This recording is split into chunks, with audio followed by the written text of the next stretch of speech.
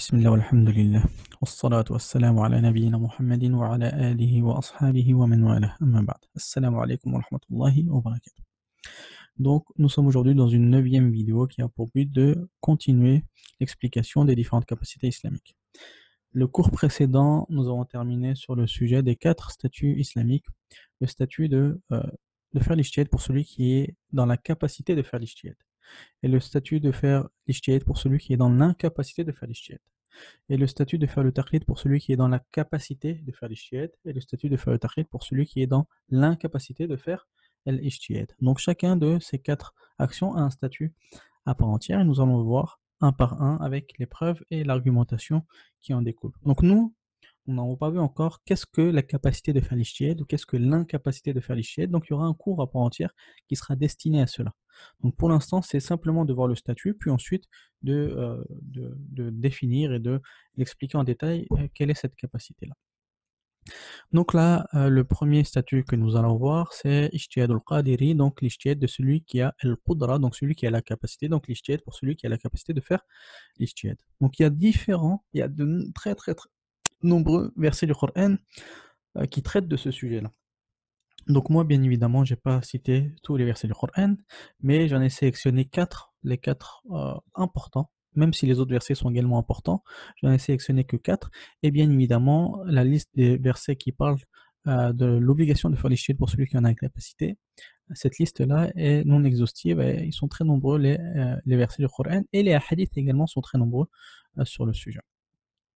Donc le premier verset du Coran que nous allons citer est le verset où Allah subhanahu wa ta'ala nous dit Ya ayyuhalladhina amanu ati'u Allah wa ati'u ar-rasul. Allah subhanahu wa ta'ala nous dit ô vous qui avez cru, obéissez à Allah subhanahu wa ta'ala et obéissez au prophète. Wa ulil amri minkum, et à ceux d'entre vous qui détiennent le commandement. Fa in tanaza'tum fi shay'in, et si vous divergez dans un sujet, farudduhu ila Allah wa ar-rasul, renvoyez-le à Allah subhanahu wa ta'ala et à son prophète.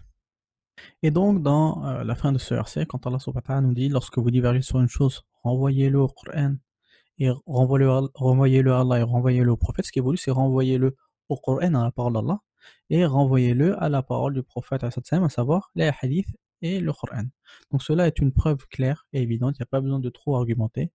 Il n'y a nulle divergence entre les musulmans sur le sujet, que lorsque il y a deux personnes ont une divergence, et que ces deux personnes-là ont la capacité de faire l'ijtihad, il n'y a pas d'autre source auquel revenir que le Coran et la Sunna pour les musulmans, si ce sujet-là est un sujet religieux, bien évidemment, qui est cité dans le Coran et la Sunna. Donc tout ce qu'on voit ici, c'est l'ijtihad religieux et non pas l'ijtihad dans un autre domaine que la religion. Donc bien évidemment, il faut revenir au Coran et à la Sunna. Le verset du Coran ici est tout ce qu'il y a de plus clair.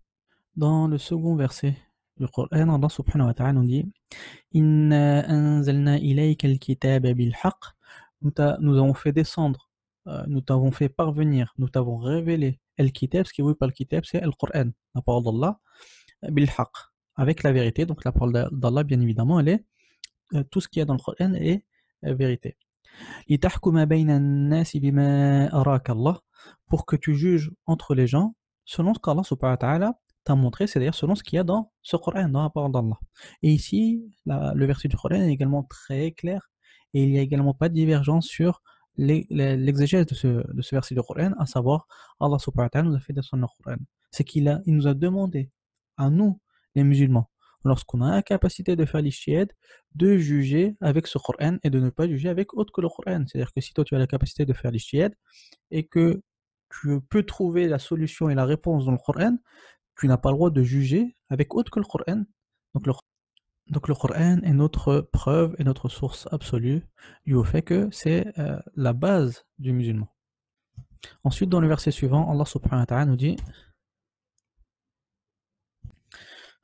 وَاتَّبِعُوا أَحْسَنَ مَا أُنزِلَ إِلَيْكُم مِّن رَّبِّكُم, et suivez la ahsan, c'est-à-dire la meilleure chose qui a été descendue d'Allah subhanahu wa ta'ala, de votre Seigneur. Qu'est-ce qui est voulu? Est-ce que Allah subhanahu wa ta'ala a fait descendre des choses qui sont bien et des choses qui sont mauvaises dans le Coran? Non, tout ce qui est dans le Coran est bien. Et ici, ce qui est voulu par suivre ce qui est le meilleur, c'est-à-dire suivre ce qui est le plus adapté, à savoir suivre ce qui va donner la réponse à ta question. C'est-à-dire que si tu as besoin d'une solution, euh, je sais pas, tu as une question dans la jurisprudence, quel que soit le sujet, la prière, le hajj, le commerce, et qu'il y a plusieurs versets du Coran, un qui laisse apparaître un statut et l'autre qui laisse apparaître un autre statut, à ce moment-là, tu te dois de rechercher dans le Coran pour rechercher ce qui est le plus adapté et qui va répondre le mieux à ta question. À savoir, ici, c'est une demande de faire l'ijtihad, dans ce qu'on a cité, de mettre tous tes efforts pour arriver au statut correct, c'est-à-dire à la vérité, à ce qu'Allah subhanahu wa ta'ala a voulu de toi. C'est-à-dire tu cherches dans le Coran tous les versets pour voir le verset qui est le plus adapté dans ta situation. Donc ici, c'est encore une demande à titre d'obligation de faire l'ijtihad lorsque tu en as la capacité. Et tous les versets qu'on a vus jusqu'à maintenant, les trois qu'on a vus, à chaque fois, Allah subhanahu wa ta'ala utilise l'impératif. Et il utilise l'impératif, c'est qu'il veut de nous qu'on fasse cela à titre d'obligation. Et dans le verset suivant, Allah subhanahu wa ta'ala nous dit, il ne veut pas venir le verset, petit problème. Allah subhanahu wa ta'ala nous dit, وَهَذَا كِتَابٌ أَنزَلْنَاهُ مُبَارَكٌ فَاتَّبِعُوهُ. Allah subhanahu wa ta'ala nous dit que ce livre-là, donc il parle du Coran encore une fois, on l'a descendu et qu'il est mubarak, c'est-à-dire qu'il est béni. Et bien évidemment, le Coran, il n'y a pas une chose qui est plus bénie dans ce bas monde que la parole d'Allah subhanahu wa ta'ala. Et qu'est-ce qu'il fait Allah subhanahu wa ta'ala dans la fin du verset, qu'est-ce qu'il nous ordonne de faire? Il dit fattabi'uhu, suivez donc ce Coran, à savoir prenez ce qu'il y a dans le Coran pour juger et pour donner des statuts islamiques à tout ce que vous pratiquez. Donc encore une fois, c'est un verset qui nous montre l'obligation de faire l'ijtihad, du fait que c'est l'impératif et du fait que ça vous demande de regarder dans le Coran. Et ça, comme je l'ai dit, c'est quasiment unanime entre les savants, l'obligation de faire l'ijtihad pour celui qui en a la capacité, l'obligation de suivre entre guillemets le dalil, le Coran, la sunna, et de suivre la vérité lorsqu'elle nous apparaît, bien évidemment si on est dans la capacité de le faire. Maintenant, on va voir quel est le jugement de faire l'ijtihad pour celui qui est dans l'incapacité de le faire. Maintenant, le fait de faire l'ijtihad pour celui qui est ajiz, celui qui est dans l'incapacité de faire l'ijtihad et qui ne réunit pas les conditions que nous allons voir plus tard. Quel est son statut? Cela est bien évidemment haram, et les versets du Coran que nous allons citer et le hadith que nous allons citer est une preuve sur cela. Allah subhanahu wa ta'ala nous dit dans un verset du Coran, قل إنما حرم ربي الفواحش ما ظهر منها وما بطن. Allah subhanahu wa ta'ala nous dit qu'il y a un certain nombre de choses qui sont interdites. Parmi elles, le fait de faire al-fawahish, les turpitudes, ce qui est apparent d'elles, parmi les turpitudes, et ce qui est caché. Et donc ensuite, il va citer d'autres choses qui sont interdites dans ce verset du Coran pour enfin arriver à la fin du verset. Et Allah subhanahu wa ta'ala nous dit وَأَن تَقُولُوا عَلَى اللَّهِ مَا لَا تَعْلَمُونَ, et que vous disiez sur Allah subhanahu wa ta'ala ce que vous ignorez, ce que vous ne connaissez pas. À savoir ici, quand Allah subhanahu wa ta'ala nous dit, parmi les choses blâmables, le fait de dire sur Allah, c'est pas uniquement le fait de prononcer comme ça pourrait, comme ce qui est apparent. Donc ce qui est apparent, c'est le fait de dire, mais également le fait d'écrire. C'est-à-dire si quelqu'un écrit des choses qui sont mensongers sur Allah subhanahu wa ta'ala, ça fait partie également des choses interdites. Ou le fait de pratiquer une chose qui est fausse sur Allah subhanahu wa ta'ala fait également partie des choses qui sont interdites. Donc c'est pas uniquement le fait de prononcer avec la langue, mais tout ce qui va être de la transmission ou de la pratique. Et quand il est dit ala Allah, sur Allah subhanahu wa ta'ala, ce qui est voulu c'est sur Allah et bien évidemment sur la religion d'Allah subhanahu wa ta'ala. Et quand il est dit sur Allah, ça comprend donc ses noms et ses attributs, donc ça comprend également le Coran qui est la parole d'Allah. C'est-à-dire que le fait de parler dans le Coran, sachant que toutes les sciences au final islamiques sont issues, leur source est le Coran. Donc le fait de parler dans la religion d'Allah, sur le Coran, sur Allah. Donc tout cela, si tu le fais sans science, ça fait partie des interdits. Allah subhanahu wa ta'ala nous dit, mais la ta'lamoun, ce sur quoi vous n'avez pas l'ilm, n'avez pas la connaissance nécessaire, c'est-à-dire vous ne réunissez pas les conditions nécessaires pour parler dessus. Donc cela est une preuve claire et évidente sur l'interdiction de faire l'ijtihad pour celui qui n'a pas la capacité de faire l'ijtihad. Ensuite, dans le second verset du Coran, Allah subhanahu wa ta'ala nous dit وَلَا تَقُولُوا لِمَا تَصِفُ أَلْسِنَتُكُمُ الْكَذِبَ هَذَا حَلَالٌ وَهَذَا حَرَامٌ. Allah subhanahu wa ta'ala nous interdit formellement toujours de mentir sur la religion d'Allah en disant que ceci est halal ou ceci est haram. On pourrait comprendre qu'Allah subhanahu wa ta'ala nous interdit de donner des statuts, de dire ceci est halal et ceci est haram. Non. Ce qui est interdit, c'est de prononcer, de donner un statut islamique, donc les statuts que nous avons vus précédemment. Donc on avait vu le haram, al-mandoub. On avait vu tous ces statuts-là, l'ahkam al-taklifiyya. Donc le fait d'attribuer un statut à une pratique, à une action, s'il n'est pas fait avec science, il rentrera directement dans al-kadhib, dans le mensonge. Et donc ça rentrera dans le mensonge dans quoi? Dans le mensonge dans la religion d'Allah. C'est pour ça qu'Allah subhanahu wa ta'ala nous a mis dans ce verset-là en garde sur le fait de dire ceci est halal ou ceci est haram, alors qu'on n'a pas une maîtrise, une capacité suffisante pour pouvoir juger du statut jurisprudentiel d'une pratique. Et dans le troisième verset du Coran, Allah subhanahu wa ta'ala nous met en garde. Il nous dit وَلَا تَتَّبِعُوا خُطُوَاتِ الشَّيْطَانِ et ne suivez pas les pas, la voie, le sentier du shaitan. إِنَّهُ لَكُمْ عَدُوٌّ مُّبِينٌ car le shaitan est certes pour vous un ennemi évident, un ennemi qui est clair. إِنَّمَا يَأْمُرُكُم بِالسُّوءِ وَالْفَحْشَاءِ le shaitan, il n'a pas d'autre but que de vous ordonner de faire as-sou. As-sou, c'est tout ce qui est mal. Il va vous ordonner de faire tout ce qui est mal et qui contredit la religion d'Allah. Wal-fahsha, c'est les turpitudes qui sont apparentes, ou les turpitudes, on va dire tout ce qui va en plus d'être interdit dans la religion, va contredire la sainte nature. وَأَن تَقُولُوا عَلَى اللَّهِ مَا لَا تَعْلَمُونَ et surtout, le shaitan, il va vous pousser à dire sur Allah subhanahu wa ta'ala ce que vous ne connaissez pas, c'est-à-dire il va vous pousser à dire, à vous prononcer dans la religion d'Allah sans avoir les capacités et sans avoir la science nécessaire. Et donc ici, Allah subhanahu wa ta'ala nous a mis en garde, car le shaitan, il va essayer de rentrer par cette porte-là. C'est-à-dire qu'il va essayer de rentrer par cette porte dû au fait qu'il va essayer de faire croire aux croyants, aux musulmans, qui se rapprochent d'Allah en donnant des statuts jurisprudentiels, en ne faisant rien d'autre, quand on regarde rien d'autre que prendre le Coran, prendre la Sunna, essayer de lire dedans. Mais il va essayer de te faire arriver jusqu'à que tu parles sur certains sujets en t'appuyant sur quelque chose qui est noble, voire la chose la plus noble qui existe, le Coran et la Sunna, mais sans avoir la capacité de parler sur ces versets-là et sur ces hadiths-là. C'est-à-dire que c'est une chose bien, enfin qui paraît être bien, qui en réalité se cache un poison à l'intérieur. Et c'est ça la ruse de Shaitan, c'est de nous embellir quelque chose qui est mauvais en la faisant passer pour quelque chose qui est bien. Et c'est pour ça que Allah subhanahu wa ta'ala nous met en garde contre les ruses du shaitan, car il a pour but de nous faire tomber dans cette chose-là, de parler dans la religion d'Allah sans avoir la capacité. Il y a encore d'autres versets du Coran, mais on va citer le hadith du prophète sallam, où il nous dit Man qala fil Qur'an bighayri ilmin, celui qui parle dans le Coran, donc ce qui est voulu, c'est celui qui se prononce sur le Coran, et comme j'ai dit précédemment, toutes les sciences sont basées sur le Coran. Donc en réalité, c'est celui qui parle dans la religion d'Allah de façon générale, bighayri ilmin, sans avoir la science nécessaire, falyatabawwa'u maq'adahu minan nar, qu'il prépare sa place en enfer. Donc ça fait partie des choses qui emmènent en enfer. Le hadith, il est authentique au niveau de la chaîne de transmission, et en plus il est clair dans son texte, dans son corpus.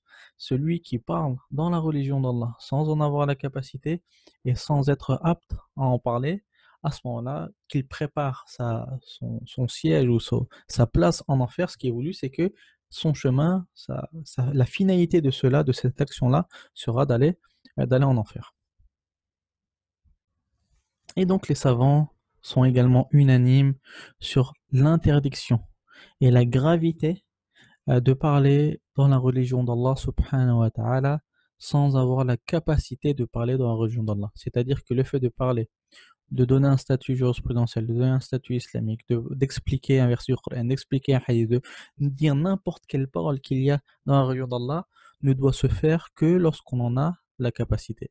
Et à chaque fois qu'une personne entreprend cela sans avoir la capacité, elle rentre dans les différents hadiths et dans le verset du Coran que nous avons cité euh, euh, tout de suite, et ça à l'unanimité des savants. Ensuite, taqlid al-qadiri, donc le fait de faire le taqlid pour celui qui a la capacité de faire l'ijtihad. Donc nous on a vu précédemment, celui qui a la capacité de faire l'ijtihad, on a donné un jugement, c'était le premier jugement qu'on a vu, c'est l'obligation pour lui de faire l'ijtihad. Donc celui qui a la capacité de faire l'ijtihad, si l'ijtihad est obligatoire pour lui, donc son inverse, donc l'inverse de l'ijtihad qui est le taqlid, est bien évidemment interdit pour lui. Donc les preuves sont les mêmes preuves qu'on a pu voir précédemment, même si les savants, quand on lit dans les livres de Usul, les savants ramènent d'autres preuves, beaucoup de preuves d'argumentation, de preuves logiques et d'argumentation. On ne va pas les citer, c'est pas le but ici, c'est quelque chose qui s'étudie dans la science de Usul al-Fiqh. Le problème, c'est que les savants sont sont tous d'accord sur le fait que celui qui a la capacité de faire l'ijtihad, il lui est interdit de faire le taqlid. Cependant, ils ont autorisé, certains savants ont autorisé dans certaines situations, comme le fait que, par exemple, il y a deux personnes qui ont la capacité de faire l'ijtihad. Mais malgré cela, il y en a un qui a une capacité qui est plus forte que l'autre. Ils autorisent, certains parmi les savants autorisent celui dont sa capacité est plus faible à suivre, donc à faire le taqlid de celui dont la capacité est plus forte. Quand on imagine deux savants, deux mujtahid, les deux sont forts, mais il y en a un qui est plus fort que l'autre, bah, à ce moment-là, certains savants autorisent le plus faible des deux à suivre le plus fort. Ou d'autres savants disent si l'un n'a pas le temps, par exemple, il a besoin de connaître le sujet tout de suite. Ça peut arriver parfois pour la prière, elle va rentrer, il doit savoir si les ablutions, il doit les refaire ou il ne doit pas les refaire, ou il fait le wudu, il fait le tayammum. Malgré que c'est un savant, il a les capacités, il a eu un trou de mémoire, il a oublié le statut, et le temps qu'il cherche dans le Coran, dans la Sunna, et qu'il révise ce sujet-là, il risque de rater l'heure de la prière. À ce moment-là, une quantité de savants disent il est autorisé dans cette situation-là de faire le taqlid d'un autre savant, d'un autre mujtahid, dû au fait que lui, le temps n'est pas suffisant. Et d'autres situations également où certains savants autorisent, dans des cas particuliers, à une personne qui a la capacité de faire l'ijtihad, il lui autorise de faire le taqlid. Donc, c'est des situations euh, qui sont pas la norme, c'est des exceptions. Mais sinon, la norme, c'est qu'il est interdit à celui qui a la capacité de faire l'ijtihad de faire le taqlid d'autrui. Nous allons voir maintenant taqlid al-ajizi, le fait de faire le taqlid pour celui qui est dans l'incapacité de faire l'ijtihad. Et on va voir que ça se divise en deux catégories. Donc ici, ça va se diviser en deux catégories. التقليد في الأصول والتقليد في الفروع. Le fait de faire le taqlid dans ce qu'on appelle l'usul, les fondements de la religion. Et le fait de faire le taqlid dans le furu', les branches de la religion. Et chacun des deux aura un statut à part entière. C'est pour ça qu'on a divisé en deux catégories. La première catégorie, التقليد في الأصول, dans les fondements de la religion. Qu'est-ce qui est voulu par les fondements de la religion? Les fondements de la religion, c'est ces choses-là sur lesquelles tout le monde est égal. Ces choses-là sur lesquelles il n'a même pas besoin d'être lettré, il n'y a pas besoin d'être un savant, tout le monde est égal par rapport à cela. Et elles ne sont pas nombreuses, ces choses-là. Ça va être par exemple le fait de croire en l'existence d'Allah, le fait de reconnaître l'unicité d'Allah, le fait de reconnaître l'obligation de la prière, l'obligation du hajj, l'obligation du jeûne du mois de Ramadan, l'obligation pour la femme de se voiler. Donc c'est un certain nombre de choses où tout le monde est égal, il n'y a pas besoin d'être un savant pour connaître cela. Et cela, on va dire que les savants n'acceptent pas déjà cette appellation-là d'appeler taqlidul ajiz, celui qui est dans l'incapacité de faire l'ijtihad, car en réalité, il n'y a pas de capacité et d'incapacité pour ces sujets-là, où tout le monde est égal. Le savant comme l'ignorant, tout le monde est égal pour l'existence d'Allah. Il n'y a pas besoin de connaître la lecture et l'écriture, il suffit simplement de regarder au ciel pour savoir que cette création-là a un créateur, et le créateur est Allah subhanahu wa ta'ala. Donc tout cela, c'est des sujets sur lesquels ils sont, le savant et l'ignorant sont égaux. Et en plus de cela, il y a des versets du Coran qui nous montrent, donc ça va être des versets où ils sont tous semblables, ils nous montrent les peuples précédents, et même à l'époque du prophète alayhi salam, quand il y avait Quraysh, ils les appelaient à suivre le Coran et à suivre la Sunna, et ils préféraient suivre, faire le taqlid, suivre leurs ancêtres dans ces bases de la religion, c'est-à-dire dans l'unicité d'Allah, ils préféraient faire, continuer à faire le shirk, l'association, plutôt que de suivre l'unicité d'Allah. Et ils faisaient du taqlid, ces gens-là. Donc ils suivaient parce qu'ils pensaient que leurs parents et leurs ancêtres avaient la vérité, et malgré cela, ça a été une cause, leur taqlid ici, dans les fondements de la religion, a été une cause du fait qu'ils sont partis de façon éternelle en enfer. Donc ça prouve que dans Usul et Din, dans les bases de la religion, il est formellement interdit de faire le taqlid. Donc on va citer les versets du Coran qu'Allah subhanahu wa ta'ala nous a cité dans le Coran. Il nous dit وَإِذَا قِيلَ لَهُمُ اتَّبِعُوا مَا أَنزَلَ اللَّهُ قَالُوا بَلْ وإذا قيل لهم اتبعوا ما أنزل الله قالوا بل نتبع ما ألفينا عليه آباءنا ولو كان آباؤهم لا يعقلون شيئا ولا يهتدون. Allah subhanahu wa ta'ala nous dit dans ce verset du Coran, lorsqu'il leur a dit de suivre mais Allah, ce qu'Allah subhanahu wa ta'ala a fait descendre, ce qu'il a révélé, donc ça comprend le Coran, ça comprend la hadith, et ça comprend pour les peuples précédents les livres qui sont descendus avant le Coran. Lorsqu'il leur a été demandé de suivre cela, ils ont préféré suivre leurs ancêtres, alors que leurs ancêtres, bien évidemment, n'étaient pas des personnes qui devaient être suivies, et suivre le Coran et la Sunna, c'est ça qui les aurait suivis. Dans le deuxième verset du Coran, Allah subhanahu wa ta'ala nous dit وإذا قيل لهم اتبعوا ما أنزل الله قالوا بل نتبع ما وجدنا عليه آباءنا ولو كان الشيطان يدعوهم إلى عذاب السعير. C'est à peu près le même sens dans le verset du Coran lorsqu'il aurait été dit de suivre, mais anzal Allah, ce qu'Allah subhanahu wa ta'ala a révélé, ils préféraient suivre leurs ancêtres, et ça a été également la cause du fait qu'ils soient partis de façon éternelle en enfer. وإذا قيل لهم تعالوا إلى ما أنزل الله وإلى الرسول قالوا حسبنا ما وجدنا عليه آباءنا أولو كان آباؤهم لا يعلمون شيئا ولا يهتدون.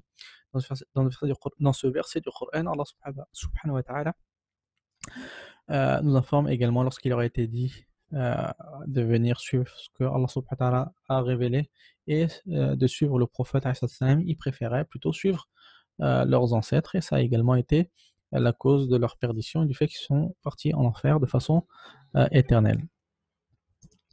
Dans un quatrième verset du Coran, Allah subhanahu wa ta'ala nous dit وَكَذَلِكَ مَا أَرْسَلْنَا مِن قَبْلِكَ فِي قَرْيَةٍ مِّن نَذِيرٍ إِلَّا قَالَ مُتْرَفُوهَا إِنَّا وَجَدْنَا آبَاءَنَا عَلَى أُمَّةٍ وَإِنَّا عَلَى آثَارِهِم مُقْتَدُونَ. Nous allons maintenant voir la seconde catégorie qui est le fait de faire l'ijtihad pour celui qui n'a pas la capacité de faire l'ijtihad, ou plutôt le fait de faire le taqlid pour celui qui n'a pas la capacité de faire l'ijtihad dans les furu', dans les branches de la religion. Et cela, la quasi-totalité des savants voient que c'est une obligation, et c'est très important ici, une obligation pour toute personne dans l'incapacité de faire l'ijtihad, c'est une obligation pour lui de faire le taqlid si c'est dans les branches de la religion. Sur quoi il se base? Il se base d'abord sur le verset du Coran qu'on a déjà cité plusieurs fois, mais c'est l'un des versets les plus importants qui montre ce sujet de jurisprudence, ce sujet islamique, où Allah subhanahu wa ta'ala nous dit Fas'alu ahla dhikri in kuntum la ta'lamun. Demandez aux gens du rappel. On avait dit que les gens du rappel, ce qui était voulu, c'était, selon le tafsir d'Ibn Abbas, c'était les savants. Donc demandez aux savants lorsque vous ne savez pas. C'est une obligation directe et claire où Allah subhanahu wa ta'ala nous dit lorsque vous n'avez pas la capacité de faire l'ijtihad, retournez vers ceux qui ont, eux, la capacité de faire l'ijtihad. C'est une obligation et c'est clair. C'est une demande d'Allah subhanahu wa ta'ala de revenir aux gens du rappel, aux savants, lorsqu'on n'a pas cette possibilité d'avoir par nous-mêmes cette réponse-là et de faire cet ijtihad-là. C'est un ordre, et cet ordre, de cet ordre-là en découle une obligation. Le deuxième verset du Coran, où Allah subhanahu wa ta'ala nous dit وَلَوْ رَدُّوهُ إِلَى الرَّسُولِ وَإِلَى أُولِي الْأَمْرِ مِنْهُمْ لَعَلِمَهُ الَّذِينَ يَسْتَنبِطُونَهُ مِنْهُمْ. Allah subhanahu wa ta'ala parle par rapport à un sujet, il dit et s'ils étaient retournés au prophète salam, et à ceux d'entre eux qui détiennent le commandement, et ce qui est voulu c'est par ceux qui détiennent le commandement, c'est les savants de l'islam, à savoir on pourrait même les dire avec nos appellations les mujtahidoun, ceux qui ont la capacité de faire les l'ijtihad. Donc Allah subhanahu wa ta'ala nous dit et s'ils étaient revenus au prophète salam, ou à ceux qui ont la capacité de faire les l'ijtihad, du fait que le Coran est valable pour tous les temps et que le prophète salam, il ne sera pas toujours possible de revenir à lui, donc ça va être ses héritiers, à savoir les savants, les mujtahidoun. Donc ici Allah subhanahu wa ta'ala nous demande de revenir après le fait de revenir au prophète, de revenir aux mujtahidoun qui eux établissent et transmettent les statuts islamiques pour les différents sujets par leur ijtihad. Ensuite, il y a le hadith du prophète salam, qui est la suite d'un hadith qu'on a déjà vu précédemment. Donc nous, on avait eu un hadith par rapport aux compagnons qui étaient partis voir deux autres compagnons qui avaient posé la question par rapport au tayammum. Il était blessé dans la tête, il avait une blessure sur la tête, il a demandé à ces deux compagnons-là, est-ce qu'il doit faire le tayammum ou est-ce qu'il doit faire le ghusl? Et ils lui ont ordonné de faire le ghusl. Et il est mort. Et le prophète salam s'est énervé par rapport à cette fatwa-là. Et donc, dans la suite de ce hadith-là, le prophète salam a dit Ala sa'alu idha lam ya'lamu. En gros, dans le sens du hadith, il dit que ces compagnons-là, ils auraient dû demander s'ils ne connaissaient pas la réponse. Au lieu de donner une réponse et de faire l'ijtihad, ils auraient dû demander et poser la question à d'autres personnes qui avaient la réponse. Donc c'est vraiment ici une demande claire où le prophète Hassan dit ils auraient dû faire le taqlid, demander à quelqu'un d'autre qui lui fait l'ijtihad et qui leur transmet la réponse. Donc c'est une demande claire du prophète Hassan qui, après s'être énervé sur leur fatwa qui était erronée, qui dit qu'ils auraient dû faire le taqlid, ces deux compagnons-là. Et dans un autre hadith, un quatrième hadith, Donc il y en a plusieurs des hadiths et des versets, mais on va citer uniquement cela. Le prophète, ou un bédouin est parti voir le prophète alayhi salam, pour lui poser des questions. Et quand il lui a posé des questions, à un moment il a dit ثم إني سألت أهل العلم فأخبروني أن ما على ابني جلد 100 وتغريب عام. le bédouin est parti voir le prophète alayhi salam, et il dit, donc il lui pose plusieurs questions. À un moment il dit, et je suis parti voir les gens de science, et je leur ai posé la question. Et ils m'ont informé que, euh, donc il lui a informé d'un statut jurisprudentiel qui n'est pas nécessaire d'être cité, maintenant c'est pas le but. Le Muhim, c'est que ce bédouin-là, il a informé au prophète alayhi salam il est parti poser la question à des gens de science, à des savants. Et que ces savants-là lui ont répondu une certaine réponse. Et le prophète alayhi salam n'a pas repris ce compagnon-là, il n'a pas dit pourquoi tu as posé la question, tu aurais dû chercher toi-même dans le Coran et dans la Sunna, c'est grave ce que tu as fait, le délil, il est clair, il est présent, il est devant toi. Non, il a absolument rien dit. Et il n'a pas, et sachant que c'est obligatoire pour le prophète sallam, s'il voit une chose qui est blâmable, de corriger les compagnons. Donc le fait qu'il n'ait pas corrigé cela, ça prouve que c'est dû au fait que cela est légiféré en islam de faire le taqlid pour celui qui n'a pas la capacité de faire l'ijtihad, si cela est dans les branches de la religion.